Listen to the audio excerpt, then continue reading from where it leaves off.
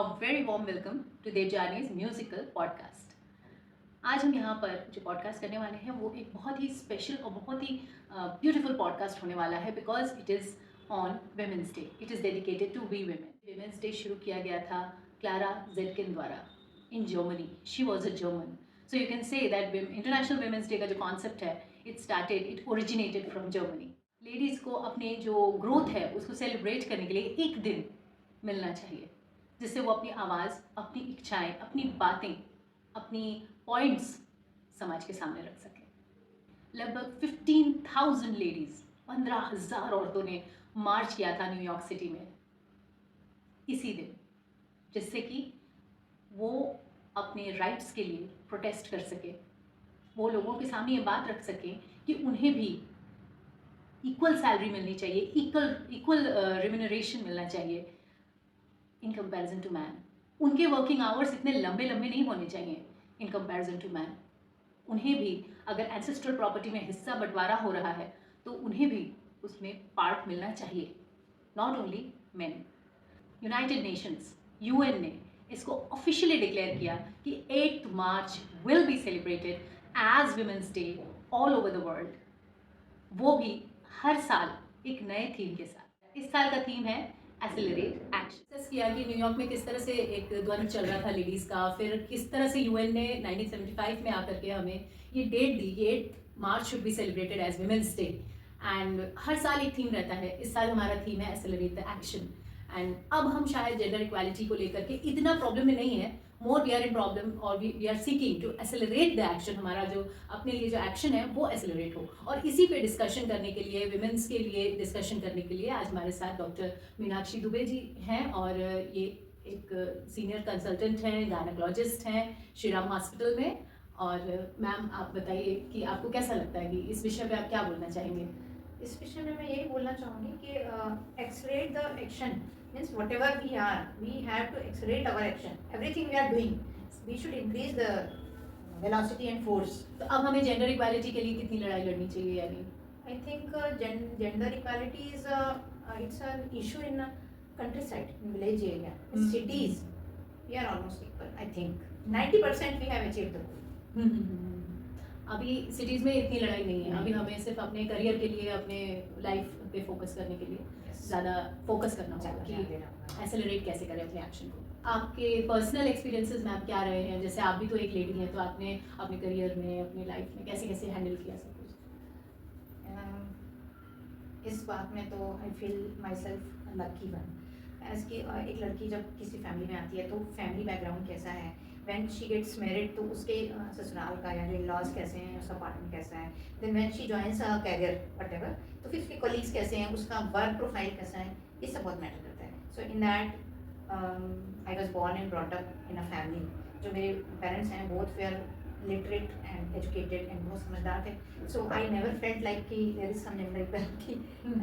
Then when struggle तो रहता है कि आई एम अ फीमेल, मुझे कभी कोई स्ट्रगल नहीं रहा है इस।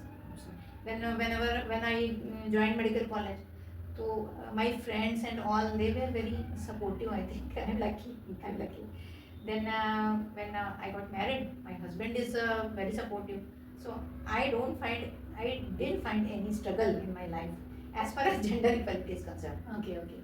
और मैम जैसे क्या होता है कि मैं भी सिर्फ गर्ल्स स्कूल था मेरा, आई मीन टू से, तो गर्ल्स स्कूल में होने के कारण मैं जब बचपन से लेकर 12th तक जब गर्ल्स स्कूल में पढ़ी, तो जब 12th के बाद यूनिवर्सिटी में आई या किसी इंस्टीट्यूट में किसी कोर्स पैटर्न के लिए, मतलब किसी चीज़ के लिए मैंने एडमिशन लिया, वहाँ तो बॉयज़ आ गए। तो वहाँ पे एक थोड़ा सा हिंड्रेंस, मतलब थोड़ा रिलक्टेंट फील होना, it is nothing to do with family is encouraging, everything is okay. But ये भी एक होता है कि सोसाइटी और हमारे अपने खुद की पर्सनैलिटी, हमारे खुद के मैनेज। और डिड यू फाइंड एनीथिंग इस मामले में? भले ही मैं हिंदी मीडियम में पढ़ी, बट मैं कोएड में पढ़ी हूँ, तो मुझे पर्सनल बता रही हूँ, मैंने ना कहीं पढ़ा है ना ऐसा किसी और का व्यू है। बट जो इनिशियल जो गर्ल्स स्कूल रहते हैं जिसमें गर्ल्स अकेले पढ़ती हैं, उनको ना बहुत अच्छा फेवरेबल एटमॉस्फेयर मिलता है अपने आप को ग्रूम करने। फिर जो बॉयज़ के साथ पढ़ती है ना, तो वो जो हिंड्रेंस जो आपको कॉलेज में महसूस हुआ है वो स्कूल में होता है। तो स्कूल एज की जो बच्चियाँ रहती हैं ना, बहुत टेंडर होती हैं और बहुत, that is a delicate age, तो वो उतने अच्छे से ग्रूम नहीं कर पाती। मुझे लगता है कि वो जो कोएड है up to at least 10th class coed नहीं होना चाहिए। हाँ, मैं पर्सनल बोल रही हूँ हालांकि आजकल ऐसा नहीं है, कोविड में बच्चे पढ़ते लेकिन थे, फिर हम लोग वो भी करते हैं, पर reluctance- मेरे समय में जी हम कोविड में पढ़ते थे, बट हम अपने आप को ऐसा फील करते थे जैसे हम खुलने की जगह नहीं, मतलब लाइक ब्लूम करने के लिए, बिकॉज आप बॉयज, इतने सारे बॉयज हैं, उनके बीच में आप कैसे चल रहे हो, कैसे किससे बात कर रहे हो, तो ये थोड़ा सा प्रॉब्लम होता था उस समय में। तो वो मैंने फील किया, वो जो है उस एज में कम से कम उनको ब्लूम होने का, खुलने का, नाचने का, गाने का, डांस करने का, whatever they want to do, अगर because I want to play hockey, okay I started playing, but every time school में बॉयज बॉयज थे, तो बॉयज के साथ खेलना मतलब मैं नहीं कर पाती, आई कुडंट मैनेज। तो ऐसा होता है, कईयों के साथ होता होगा, कई लड़कियों के साथ शायद नहीं भी होता होगा, अलग अलग पर्सनालिटी होती है, बट मुझे लगता है कि उस एज में थोड़ा सा ठीक है, अगर गर्ल्स स्कूल है या बॉयज अलग है तो उसमें क्या गड़बड़ है। फिर 10th के बाद वेट करो, बच्चे तब तक मैच्योर हो जाते हैं, चाहे लड़कियां हो मुझे चाहे आइडिया हो जाता है कैसे रीड टू इट, ये हो सकता है because once the flower is completely bloomed फिर वो अपने को एडजस्ट कर सकता है, देन जब वो खिल ही नहीं पा रहा है तो वो उसमें कैसे- कैपेसिटी हो जाती है कि आप चीज़ों को मैनेज कर सको।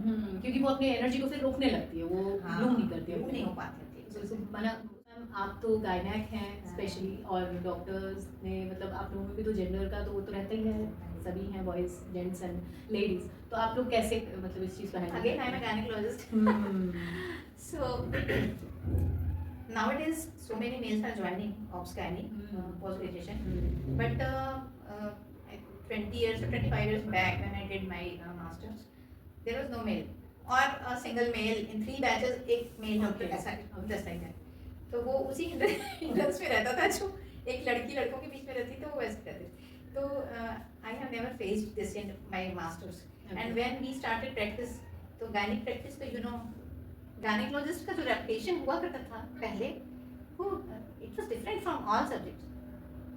आप उनका वो देखिए, मतलब उनकी चमक देखिए उनकी प्रैक्टिस की, तो मुझे इतना डॉक्टर्स में कभी फील नहीं हुआ, प्रैक्टिस में भी कभी फील नहीं हुआ, इवन जॉब में भी कभी फील नहीं हुआ। पर मैं देखती हूँ कई लोगों के साथ होता है, खास करके जॉब्स में जो छोटे पोस्ट में रहती हैं लड़कियाँ, they have to face so many problem from their bosses, because they every time they say कि आप लड़की हो तो कैरियर नहीं करोगी, या फीमेल हो तो आप वहाँ नहीं जाते, because females have family problems, बच्चों का प्रॉब्लम्स, बहुत सारा प्रॉब्लम, बहुत सारी चीज़ें लेके चलना पड़ता है, तो उनको बहुत कुछ सुनना पड़ता है जॉब में।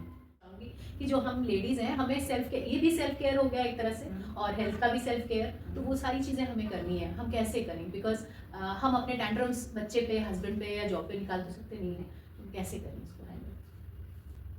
देखिए हर चीज़ जो है वो फैमिली से स्टार्ट होती है। फर्स्ट थिंग ये है कि आप वॉइस को एजुकेट करो, they should understand the problem of girls, ये क्योंकि माँ से ही शुरू होगा, बेटे को पहले हम समझाएंगे। आपको बेटे को समझाना बहुत जरूरी है, बेटे को वो एटमॉस्फेयर घर में होना चाहिए कि वो समझे कि लड़के और लड़कियां बराबर हैं आज की डेट में, कि आप खाना बना रहे हैं या आप घर का कोई भी काम कर रहे हैं या क्लीनिंग कर रहे हैं, कुछ भी कर रहे हैं, तो वॉइस शुड ऑल्सो अंडरस्टैंड। और इसके लिए फादर जरूरी है, अगर आप फादर कुछ भी नहीं करेगा घर में तो बच्चे को भी सिखाना बहुत मुश्किल हो जाएगा। तो ये चीज़ें आपको फैमिली से स्टार्ट करनी है। आप अपने बच्चे को सिखाएंगे तो आपका बच्चा उसकी मैरिड लाइफ में अपनी वाइफ के साथ कैसा बिहेव करेगा, तो उसके बच्चे भी वही सीखेंगे कि मेरे फादर भी वही करते हैं, मदर भी, दे आर सेम। तो ये फर्स्ट थिंग ये है कि आपको फैमिली लेवल पे एजुकेट करना है फीमेल्स को और बच्चों, सबसे बेसिक चीज़ है।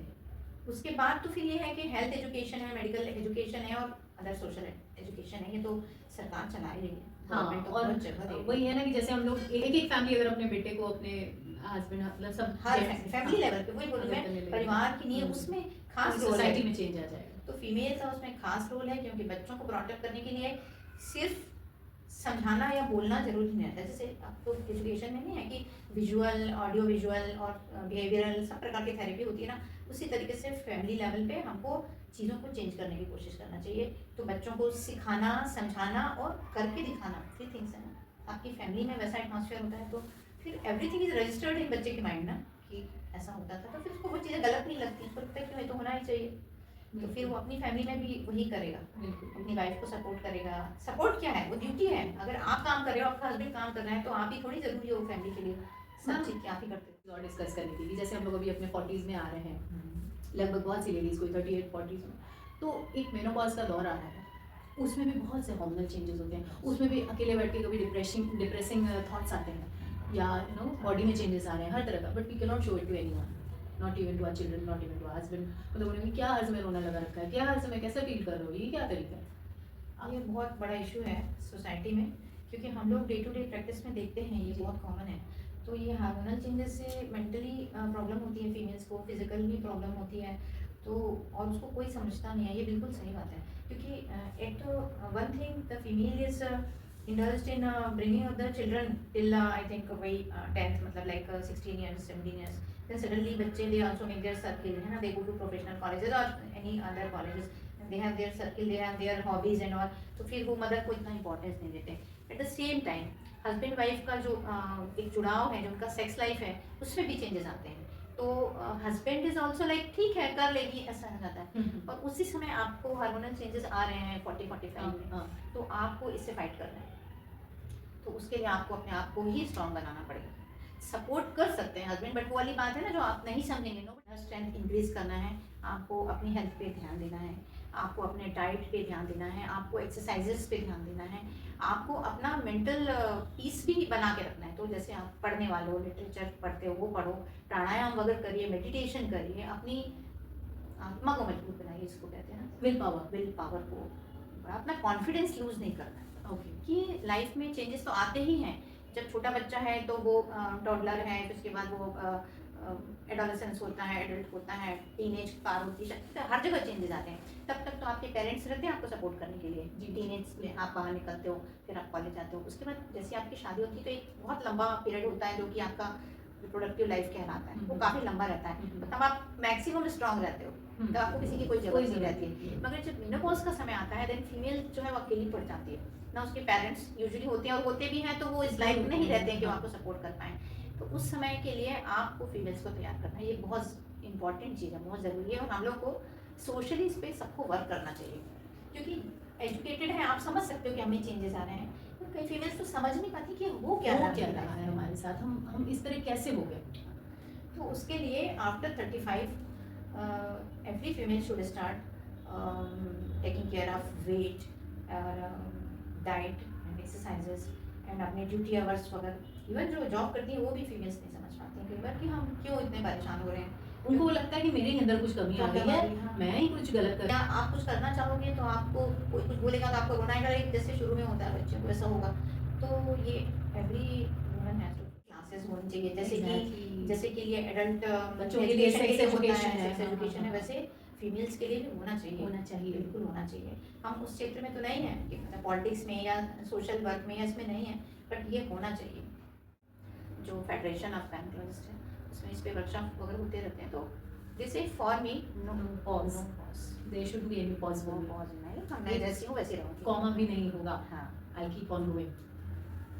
ये बहुत मतलब बर्निंग इशू है फीमेल्स के लिए कि मेनोपॉज को कैसे मैनेज करें, दैट इज़ वेरी इंपॉर्टेंट। इसके लिए मेनोपॉज क्लिनिक्स होते हैं, डॉक्टर्स हफ्ते में एक दिन मेनोपॉज क्लिनिक रहते हैं, तो उनको रेगुलर फीमेल्स को क्या चेकअप कराने हैं, उनकी क्या प्रॉब्लम्स हैं। लाइक हॉट फ्लैशेस एक बहुत बड़ा प्रॉब्लम रहता है मेनोपॉज में। फिर ये पेन्स जो रहते हैं, बोन पेन्स हैं, जॉइंट पेन्स ये रहते हैं। समटाइम्स थायराइड का वर्किंग कम होता है उसी समय में, तो हाइपोथायराइडिज्म हो जाता है। सिमिलरली शुगर मतलब डायबिटीज़ एंड हाइपरटेंशन के इंसिडेंस भी मेनोपॉज के बाद बढ़ते हैं। तो ये सब चीज़ें आने वाली हैं, इसकी टीचिंग होना चाहिए हर पेशेंट को, हर स्त्री को, और फिर उसको मैनेज करने के थोड़े से तरीके भी आना चाहिए, तो अपना कॉन्फिडेंस बना के रख सकेगी कि हाँ मुझे ये करना है। वो टेक्निक्स छोटे-छोटे सैलेड्स फ्रूट्स खाना ही है, और कोई ओमेगा-3 लेना ही है, है, फैटी एसिड्स लेने हैं, दूध मुझे पीना है तो पीना है, मुझे ईयरली चेकअप कराना है तो कराना ही है। अपने ऊपर थोड़ा ध्यान देना चाहिए, और फिर आप कोई लड़े चाहे मना करे चाहे कुछ करे, फिर हर्ट नहीं होना चाहिए। That's self love. राइट पे तो बहुत काम हो रहा है, लोग मतलब बहुत से लॉज आ रहे हैं, बहुत सी चीज़ें आ रही हैं, लेकिन साथ ही साथ एक ड्रॉबैक मुझे इसमें दिखता है। मैं खुद एक औरत हूँ, लेकिन फिर भी बोलूँगी कि women are also taking undue advantage of those laws. I mean, क्यों डर लगता है कि मेरा भाई शादी कर रहा है तो मैं देख लूँ कि किसके साथ कर रहा है, ठीक होगा कि नहीं, आगे जाके it is I hope it is not a business और अ ट्रैप जिसमें फंसने वाला है, क्योंकि 7 साल तक तो वो डिवोर्स भी नहीं दे पाएगा। And he will have to do what she is saying, you know, जो भी।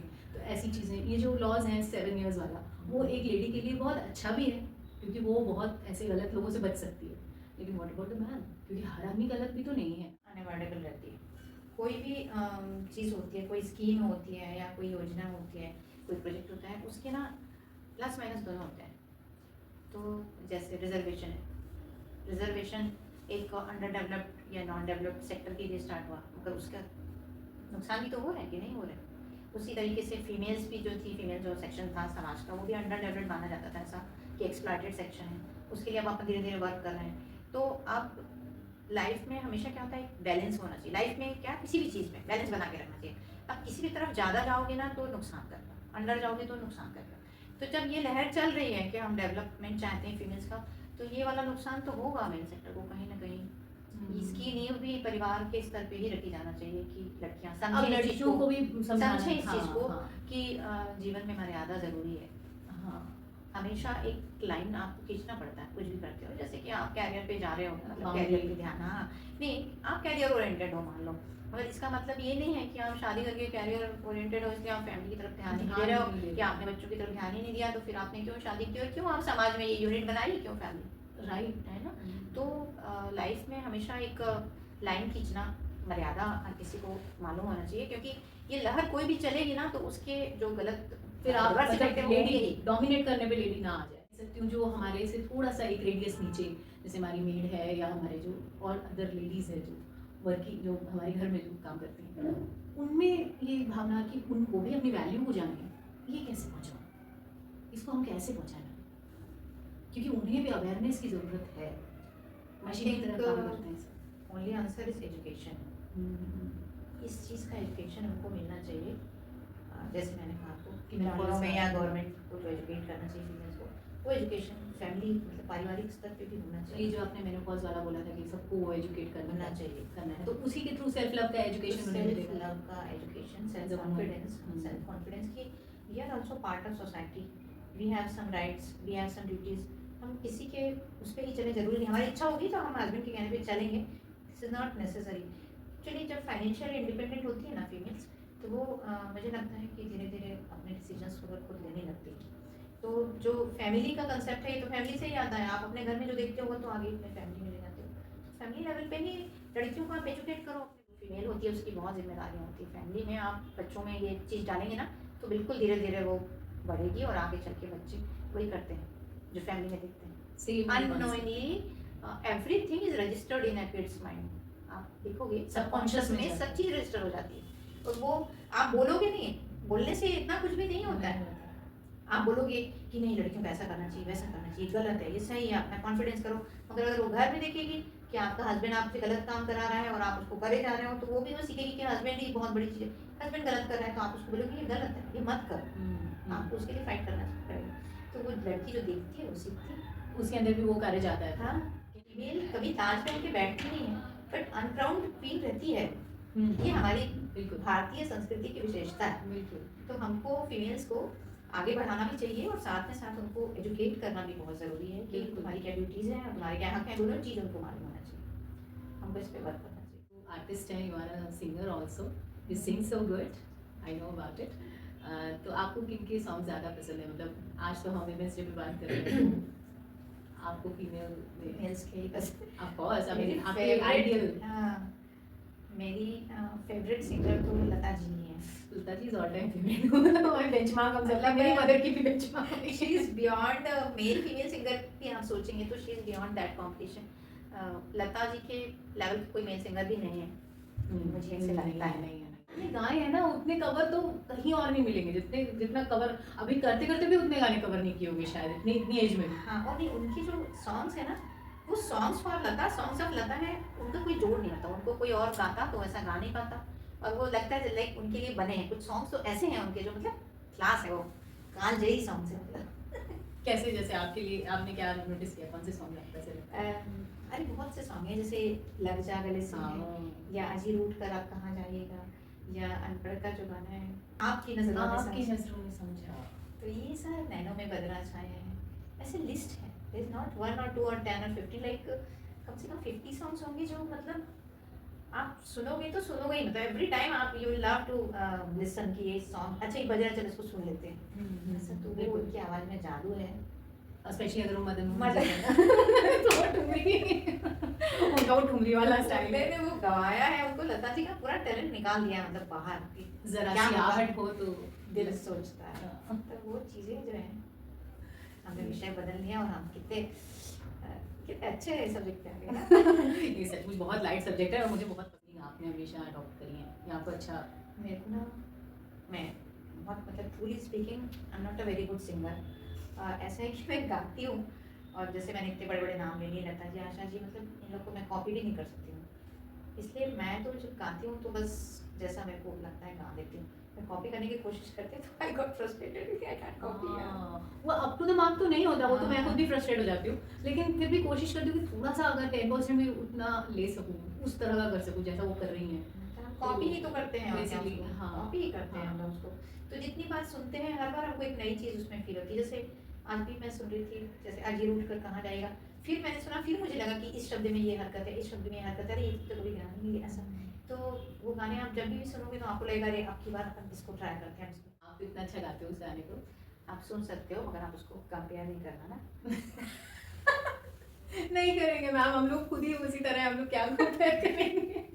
She is रुक जा रात ठहर जा रे चंदा, रुके न मिलन की बेला, आज चांदनी की नगरी में अरमानों का मेला। रुक जा रात ठहर जा रे चंदा, रुके न मिलन की बेला, आज चांदनी की नगरी में अरमानों का मेला। रुक जा रात ठहर जा रे चंदा।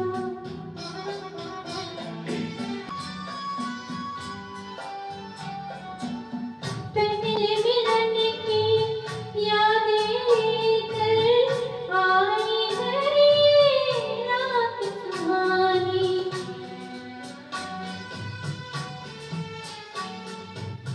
पहले मिलन की यादें लेकर आई है ये रात सुहानी। दोहराते हैं फिर ये सितारे मेरी तुम्हारी प्रेम कहानी, मेरी तुम्हारी प्रेम कहानी। रुक जा रात ठहर जा रे चंदा। कितने दिनों बाद मैंने इस गाने को सुना है।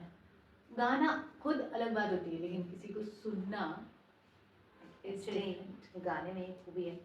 अच्छा गाना है ये, हालांकि हम उतना अच्छा नहीं गा पाते हैं, नहीं नहीं बट बहुत अच्छा लगा मुझे। बीइंग माय फेवरेट आई और लाइक वही सिंगिंग दिस इम्पोर्टेंट है मैम, वही इम्पोर्टेंट है जब आप दिल से जो चीज़ आपको फेवरेट है और जिसको आप अच्छे से मज़े से अपने लिए एंजॉय करके गा रहे हैं ना, तो वो ब्यूटीफुल लगता ही है।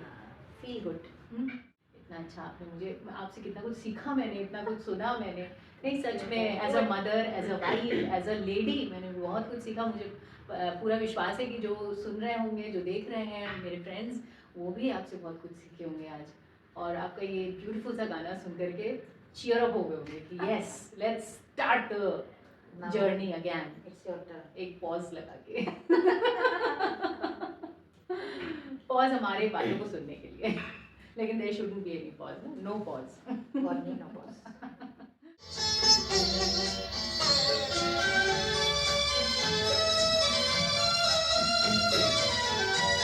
मनी